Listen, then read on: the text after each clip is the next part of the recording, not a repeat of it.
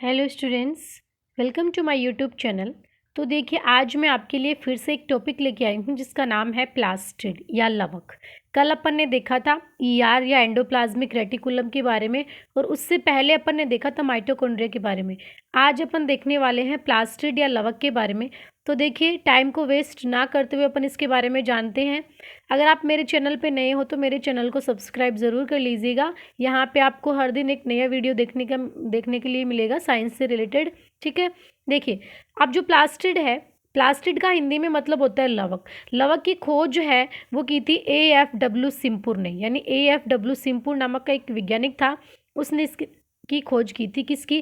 Plastid की। अब आपने पढ़ा होगा कि जो हेक्ले नामक वैज्ञानिक थे उनका भी नाम आता है प्लास्टिड में। तो जो हेक्ले नामक वैज्ञानिक थे उन्होंने जो प्लास्टिड है, जो लवक है, उसके बारे में बताया था। ठीक है, अब आगे देखो, लवक पादप कोशिकाओं का मुख्य अभिलक्षण होता है। यानी जो लवक है वो किस में पाया जाता है? सिर्फ प्लांट सेल्स हैं उनमें ही लवक पाया जाता है। लेकिन जो एनिमल सेल्स हैं या जो जंतु कोशिकाएं हैं उनमें जो प्लास्टिड है वो क्या रहता है? एब्सेंट रहता है। अब देखिए, इसके टाइप देखते हैं, किसके? लवक के या प्लास्टिड की। लवक देखिए 3 टाइप का होता है, यानी जो लवक है वो 3 टाइप का होता है। पहला है ल्यूकोप्लास्ट, दूसरा है क्रोमोप्लास्ट, और थर्ड नंबर पे है क्लोरोप्लास्ट। ल्यूकोप्लास्ट, क्रोमोप्लास्ट और क्लोरोप्लास्ट। अब अपन एक एक के बारे में जानने की कोशिश करते हैं। पहला है हमारा ल्यूकोप्लास्ट। ल्यूकोप्लास्ट को हिंदी में क्या बोलते हैं? आवर्णी लवक। ठीक है, अब इसके बारे में थोड़ा सा अपन देखते हैं कि जो ल्यूकोप्लास्ट है वो ज़्यादातर जो प्लांट के भूमिगत भाग होते हैं, यानी जो अंडरग्राउंड पार्ट होते हैं भूमि के, उसके प्लांट के, उसमें ये पाया जाता है। क्या? ल्यूकोप्लास्ट। जैसे कि क्या? मूली, आलू, अदरक, अरबी एक्सेट्रा। यानी जो मूली है, आलू है, अदरक है, ये भूमि के अंदर होते हैं। ठीक है, तो इनमें ये क्या पाया जाता है? ल्यूकोप्लास्ट पाया जाता है। ठीक है, आपको इतना समझ में आया होगा। नेक्स्ट है क्रोमोप्लास्ट। क्रोमोप्लास्ट क्या होता है? यानी क्रोमोप्लास्ट को हिंदी में क्या बोलते हैं? वर्णी लवक। अब देखिए, क्रोमोप्लास्ट के बारे में अपन जानते हैं।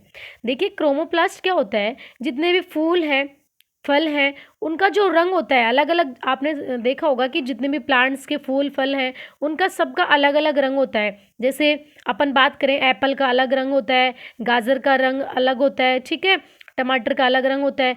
तो ये जो कलर है, यानी जो कलर के लिए अपन जिम्मेदार मान सकते हैं किसको?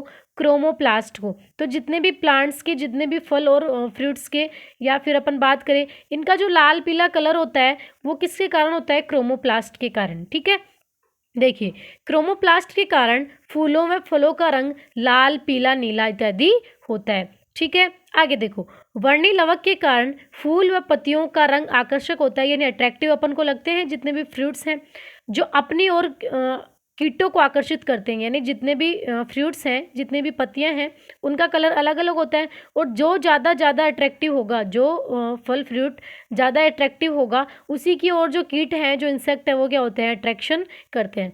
आगे देखो, अतः पुष्पों का भिन्न भिन्न रंग, यानी पुष्पों का जो फूल है, फ्लावर्स का जो अलग अलग कलर है, वो किसके कारण होता है? कीट परागण के अनुकूल होता है। अब अपन देखते हैं यहाँ पे एग्जाम्पल।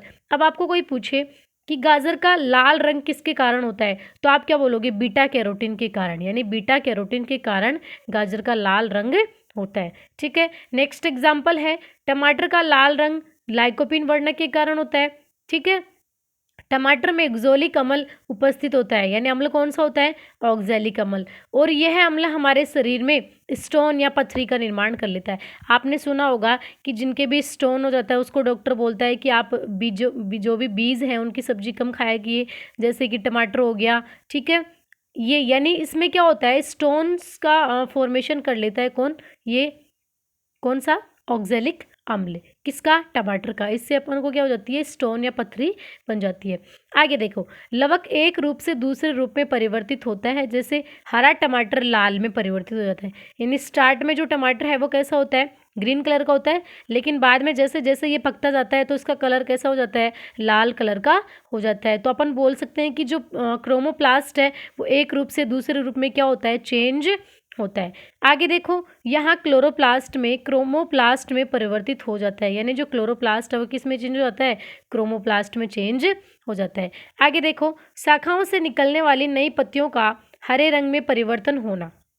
यानी जितने भी ब्रांचेज हैं, ब्रांचेज से जो नई लीव्स निकलती हैं, नई पत्तियां निकलती है, तो उनका जो हरा रंग है वो भी किसके कारण होता है? क्रोमोप्लास्ट के कारण होता है। आगे देखो, ल्यूकोप्लास्ट सामान्यतः क्लोरोप्लास्ट में परिवर्तित हो जाता है।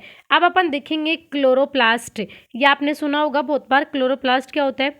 यानी हरित लवक, जिसको क्या बोलते हैं आप हिंदी में? हरित लवक। इसके बारे में अपन पढ़ेंगे। इसमें मेन जो इम्पोर्टेंट ऑर्गन है वो यही है, क्या? क्लोरोप्लास्ट या हरित लवक।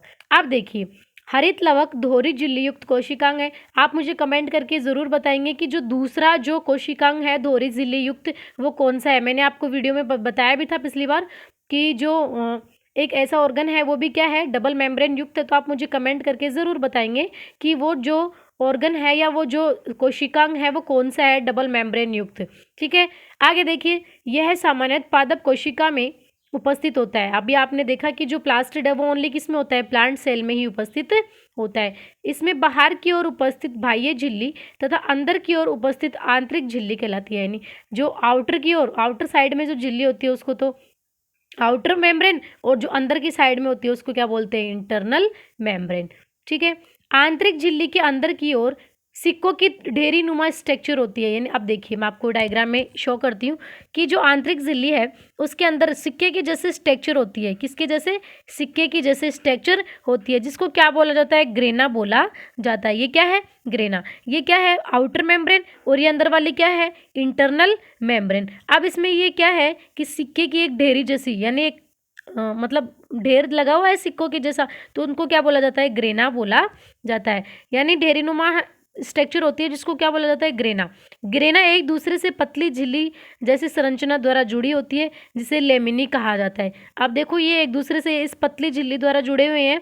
ठीक है, ये जितने भी ढेर हैं सिक्के के, ग्रेना, जिसको क्या बोला जाता है? लेमिनी कहा जाता है। लेमिनी जिस दरों में उपस्थित होती है उसको स्ट्रोमा कहा जाता है। यानी लेमिनी जिस दरों में होती है, यानी ये लिक्विड फॉर्म है प्लास्टिड का, तो इसमें इसको क्या बोला जाता है? स्ट्रोमा बोला जाता है। अब देखो, एक इम्पॉर्टेंट लाइन है यहाँ से, ये वाली जो लाइन है वो बड़ी इंपॉर्टेंट है। ठीक है, क्लोरोप्लास्ट में स्वयं का डीएनए उपस्थित होता है। आपको पूछा जा सकता है कि वह कौन सा कोशिकांग है या विच सेल ऑर्गन, ठीक है, जो क्या रखता है? स्वयं का डीएनए रखता है। अतः इसमें अर्ध स्वायत्त शासी अंग कहा जाता है। यानी इसको इसलिए क्या बोला जाता है? अर्ध स्वायत्त शासी अंग भी इसको बोला जाता है। इसके अतिरिक्त इसमें 70S प्रकार का राइबोसोम उपस्थित होता है। आप देखिए, मैंने आपको बताया था, आप मुझे कमेंट करके बताएंगे कि 70S टाइप का जो राइबोसोम है वो कौन सा कोशिकांग है जिसमें पाया जाता है। एक तो हो गया क्या? क्लोरोप्लास्ट, और दूसरा कौन सा है मुझे कमेंट करके बताएंगे आप। ग्रेना अनेक थाइलेकोइड्स से मिलकर बना होता है। थाइलेकोइड्स पर इकाई कला का आवरण उपस्थित होता है। यानी जो ये ग्रेना है ये थाइलेकोइड्स से मिलकर बना होता है और उन पे क्या होता है? इकाई कला का आवरण उपस्थित होता है। थाइलेकोइड की इकाई क्वांटासोम होती है। थाइलेकोइड की जो इकाई है वो क्या है? क्वांटासोम। आगे देखिए, क्वांटासोम में 250 अणु उपस्थित होते हैं जो सामान्यतः सौर ऊर्जा को रासायनिक ऊर्जा में बदल देते हैं। यानी जो क्वांटासोम है उसमें 250 अणु होते हैं जो क्या करते हैं? जो सौर ऊर्जा है उसको रासायनिक ऊर्जा में बदल देते हैं। अब अपन देखेंगे फंक्शन ऑफ क्लोरोप्लास्ट, यानी क्लोरोप्लास्ट के कार्य। अब देखो, पहला जो फंक्शन है वो क्या है? क्लोरोप्लास्ट पादपों को हरा रंग प्रदान करते हैं। यानी जो पादप हैं, जो प्लांट्स हैं, उनको जो ग्रीन कलर है वो किसके कारण होता है? क्लोरोप्लास्ट के कारण। ठीक है, आगे देखो, क्लोरोप्लास्ट के ग्रेना में प्रकाशिका अभिक्रिया संपन्न होती है। यानी जो ग्रेना पार्ट है उसमें जो प्रकाशिका अभिक्रिया है वो संपन्न होती है। आगे देखेंगे कि प्रकाशिका अभिक्रिया होती क्या है, नेक्स्ट आपको बताऊंगी। अर्थात यह है मुख्यतः तथा प्रकाश संश्लेषण का कार्य करता है तथा स्ट्रोमा में अप्रकाशिक अभिक्रिया। यानी जो ग्रेना है उसमें तो प्रकाशिक अभिक्रिया और जो स्ट्रोमा है उसमें अप्रकाशिक अभिक्रिया। इन दोनों के बारे में अपन आगे जिक्र करेंगे। यहाँ पे आप इतना ही देखिए, क्लोरोप्लास्ट माइटोकॉन्ड्रिया के समान अर्ध स्वायत्त शासी अंग होता है। यानी ये वाली बात आ गई। मैंने जो आपको 2 क्वेश्चन पूछे थे कि ऐसा कौन सा ऑर्गन है जिसमें डबल मेम्ब्रेन सेल पाई जाती है, सेल मेम्ब्रेन, तो वो क्या है? माइटोकॉन्ड्रिया। और 70S टाइप का जो राइबोसोम है वो भी किस में पाया जाता है? माइटोकॉन्ड्रिया में पाया जाता है। यानी माइटोकॉन्ड्रिया के समान इसको क्या बोला जाता है? अर्ध स्वायत्त शासी अंग इसको बोला जाता है। अर्थात स्वयं के डीएनए उपस्थित होने के कारण अपनी प्रतिकृति भी क्या बनाता है? स्वयं ही करता है। ठीक है, आपको समझ में आया होगा ये वाला क्लोरोप्लास्ट क्या होता है। मैंने आपको बताया कि क्लोरोप्लास्ट की जो डिस्कवरी है वो की गई थी हैकल द्वारा, लेकिन जो प्लास्टिड है उसको क्लोरोप्लास्ट नियम जो नाम है वो दिया गया था सिम्पुर के द्वारा। ठीक है, ये 2 क्वेश्चन यहाँ से हो गए। फिर मैंने आपको बताया कि प्लास्टिड के टाइप कितने होते हैं, 3 टाइप होते हैं। कौन कौन से मैंने आपको बता दिया। अब नेक्स्ट आपको क्या बता दिया, क्लोरोप्लास्ट के फंक्शन आपको बता दिए। अब आपको ये वीडियो पसंद आया तो मेरे वीडियो को लाइक शेयर सब्सक्राइब ज़रूर कीजिएगा। Okay, thank you, take care, bye.